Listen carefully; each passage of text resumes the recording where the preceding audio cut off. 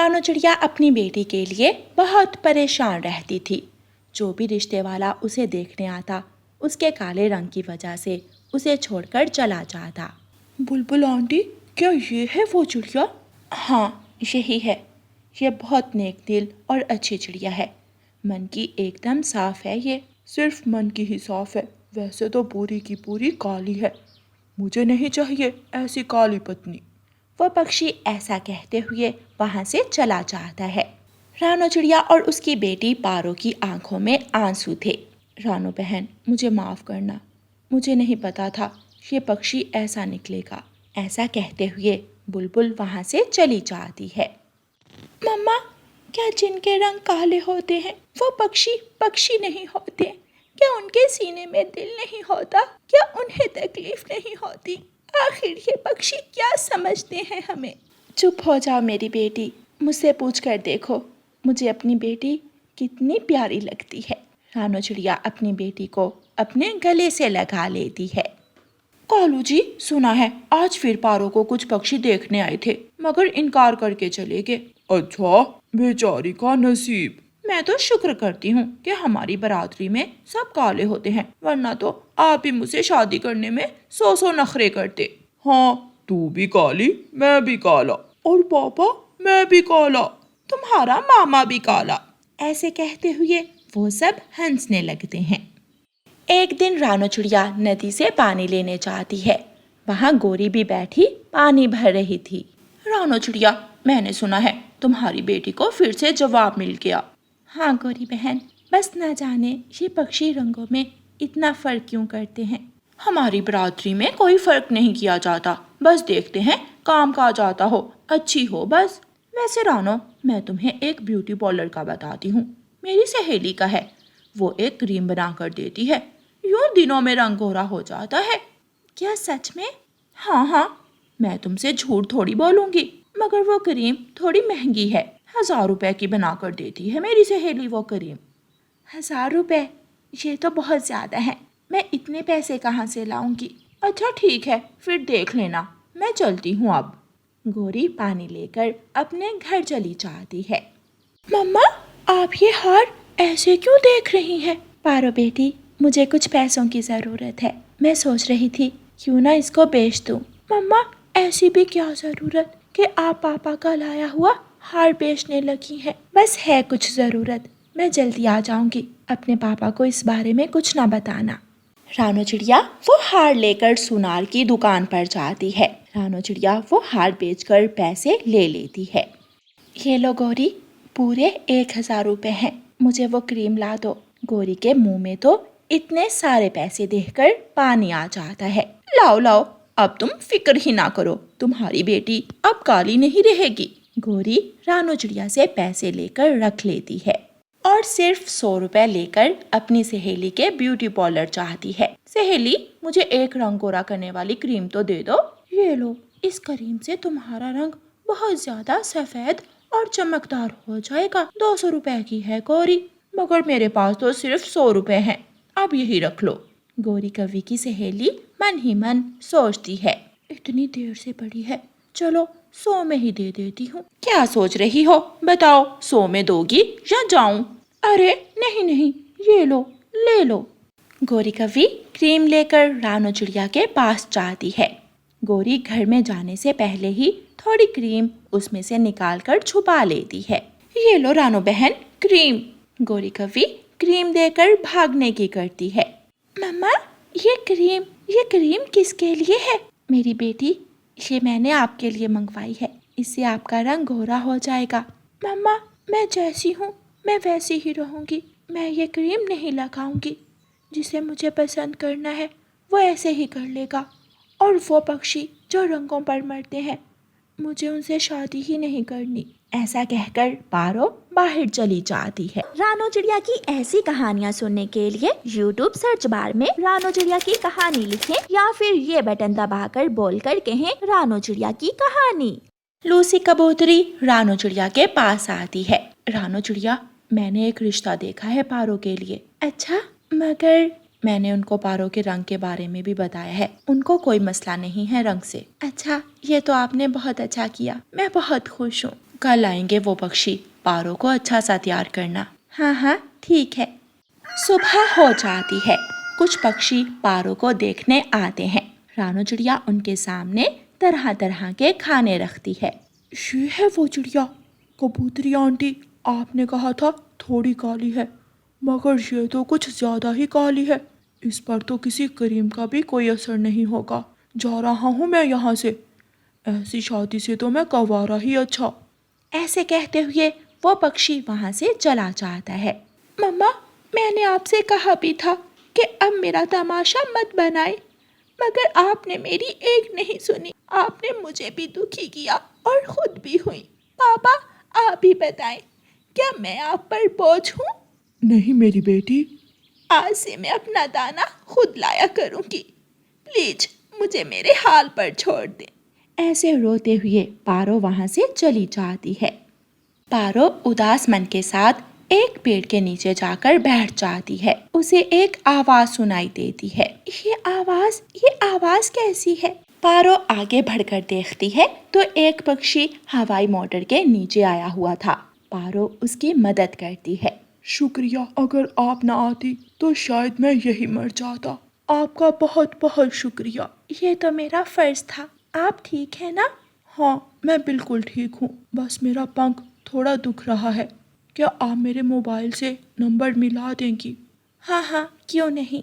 पारो उस पक्षी को नंबर मिलाकर देती है। कुछ ही देर में हवाई मोटर आ जाती है।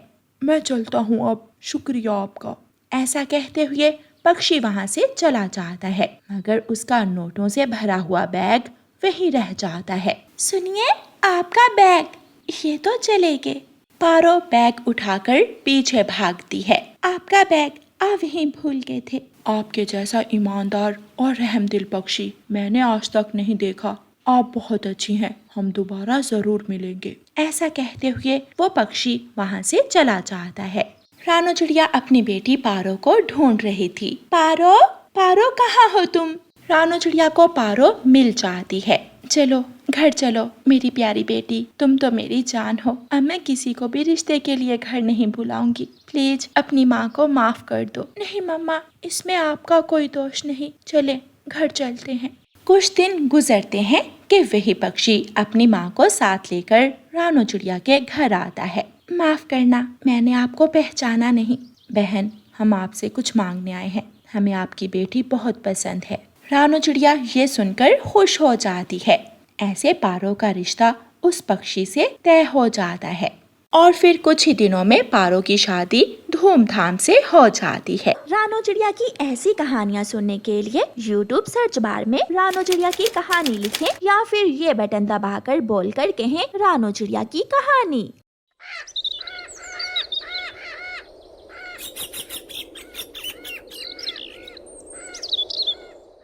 गर्मियों के दिनों में बारिशें खूब बरस रही थी। सब पक्षी अपने अपने घोंसलों से निकलकर बारिश में नहा रहे थे। कितना सुंदर और ठंडा ठंडा मौसम है। मम्मा, आज तो गर्मी की छुट्टी हो गई। कुकू के पापा कुकू को लेकर घर आ जाए। बारिश आज कुछ ज्यादा ही तेज है और हवा भी बहुत तेज है। नहा लिया ना बारिश में। चलो कुकू बेटा, अब घर चलते हैं। नहीं पापा, मैं अभी घर नहीं जाऊंगा, अभी तो बारिश शुरू हुई है। पापा प्लीज थोड़ी देर और यहाँ रुकते हैं। कुकू के जिद करने पर कुकू के पापा वहीं रुक जाते हैं। आप दोनों नहाओ, मैं तो जा रही हूँ। आप दोनों भी जल्दी घर लौट आना। ठीक है मम्मा। रानो चिड़िया घर चली जाती है। कुकू और उसके पापा शाम तक बारिश में नहाते रहते हैं। थोड़ी देर बाद जोगू कौवा भी वहाँ आ जाता है। कुकू, मैं झरने पर जा रहा हूँ। झरने पर बारिश बहुत सुंदर लगती है। मैं भी जाऊंगा। नहीं कुकू बेटा, आप नहीं जाओगे। जोगू बेटा, आप भी मत जाओ। झरने पर हवा का दबाव बहुत ज्यादा होता है। कुछ नहीं होता मानो अंकल, आप तो तोते अंकल से भी ज्यादा डर रहे हैं। जग्गू हंसते हुए वहां से चला जाता है। कुकू भी झरने पर जाने की जिद करने लगता है। मैं जाऊंगा, मैं भी झरने पर जाऊंगा। आप मेरी कोई बात नहीं मानते। कुकू की जिद के सामने मानो चिड़े को हारना ही पड़ता है। अच्छा चलो ठीक है, आ जाओ, मगर याद रहे मेरे साथ साथ उड़ोगे आप, और झरने पर जाकर भी ज्यादा नहीं उड़ोगे, आराम से बैठोगे। जी पापा, मैं आराम से बैठूंगा।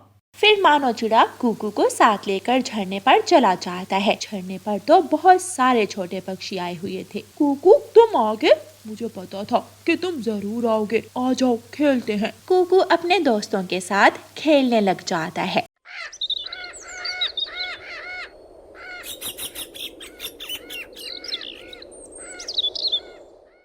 थोड़ी देर बाद बारिश रुक जाती है और कुकू भी अपने पापा के साथ अपने घर चला जाता है। सुबह से शाम हो गई। कुकू बचा है। आप तो समझदार हैं, कौन नहाता है इतना बारिश में। तुम्हें पता है रानो, कुकू कितना जिद्दी होता जा रहा है। क्या करता मैं। जग्गू भी अपने घर जा चुका था। मम्मा मम्मा मुझे ठंड लग रही है। गर्मी में ठंड? जग्गू तुम्हारी तबीयत तो ठीक है ना? गौरी जग्गू के शरीर को पंख लगाती है। जग्गू को तो बहुत तेज बुखार था। हो गया ना बुखार, और जाओ झरने पर, तंग कर रखा है तुमने मुझे। आधी रात को कुकू भी रोने लगता है। मम्मा मम्मा मेरे पंख में बहुत दर्द हो रहा है। मेरे पंख, हाय मेरे पंख। मानो जी, मुझे लगता है कुकू को बुखार हो गया है। घर में तो कोई दवा भी नहीं पड़ी जो मैं इसे दे दूं। मैं अभी दवा लेकर आता हूँ। इतनी रात के आप कहाँ जाओगे? 100 तरह के जंगली चोर पक्षी होते हैं इस समय। मैं अपने बेटे को ऐसे रोता हुआ भी तो नहीं देख सकता। मैं अभी बुलबुल डॉक्टर से दवा लेकर आता हूँ। कुकू बेटा, आप परेशान ना हो, आप जल्दी ठीक हो जाओगे। मानो चिड़ा अपने घर से निकलता है। वो अभी आधे रास्ते में ही जाता है कि सामने से 2 चीलें आ जाती हैं। मिल गया शिकार, मिल गया। बड़ी आज तो शिकार बिना मेहनत के मिल गया।